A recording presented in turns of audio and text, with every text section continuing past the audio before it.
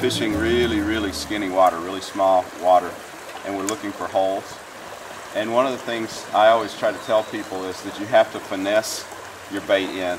Got to work with the shadows, make sure you're not throwing a shadow over any of the water.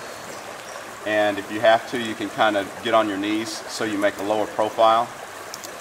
And then use your finger on your bail, because you'll notice that I'm casting, I'm not making hard casts, I'm casting with my wrist. And I'm dropping it right where I want it. Ooh, I had a hit. Dropping it right where I want it to be in that little bit of deep water there. Right there. Yeah.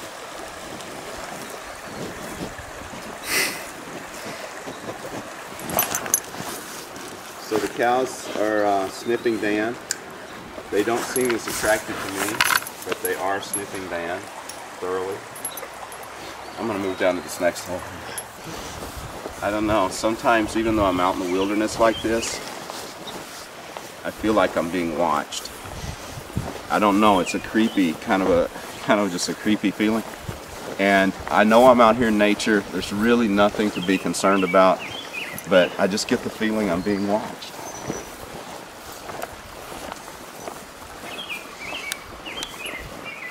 Now I'm going to catch a fish for the TV. I bet you I get one out of this hole, Andy. If the cows don't get in it.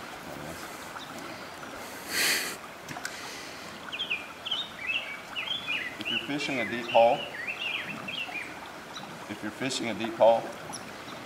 you can do a 2 count or 3 count to get your bait down, and then run it real fast.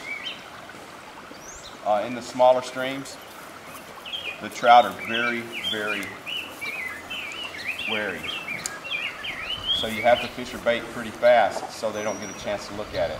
They make a strike before they really get a chance to look at it.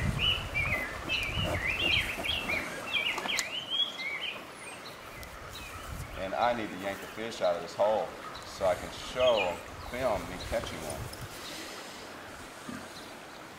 Well, you still got fans. Right there. Ooh, that was a nice cast. So I can get it off of there, get it out of there.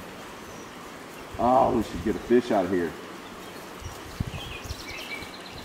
Yeah, that's like prime conditions right there, it looks like. This cow is licking my butt. It's very awkward. Listen, buddy, ma'am, that is a little invasive. You know that, right? You can, like, get in trouble for that. There are laws against There are laws against that, ma'am. Alright, get a film of me shooting underneath this tree here, because this is pretty tough here. See where that overhang is? Yeah. Alright, let's see if I can get it again.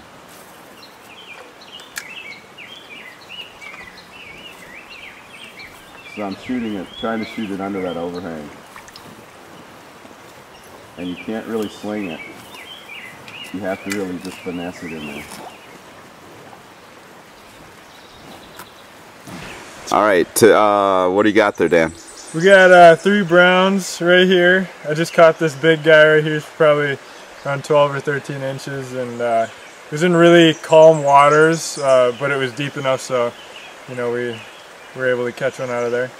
We're gonna try to go in these waters here. It looks like there's little faster moving waters, which will be good. But yeah, we'll see what we get. So we're on Pine Creek. We're north of Peterson, Minnesota, and there's some stretches of the water that people can fish on Pine Creek. So get a map from the Department of Natural Resources, and we're going to go down here and see if we can catch a limit or 2. I did catch one that would have been a keeper, but he was only lip hooked, and I let him back. Caught 2 smaller ones that were going to die because they were hooked in the eye. One was hooked real deep, so we kept them.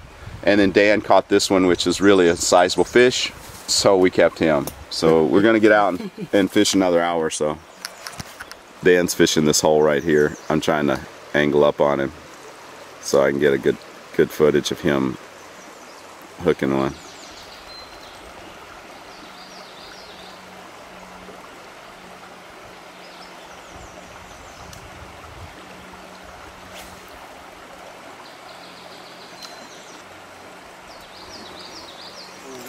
That was a good cast, man. It was like right over by those logs. Yeah. That's sweet. Yeah, dude, that was pretty much. Yeah, this hole ought to produce. Give it a two count, 1, 2, before you start your reel back if it's a deep hole.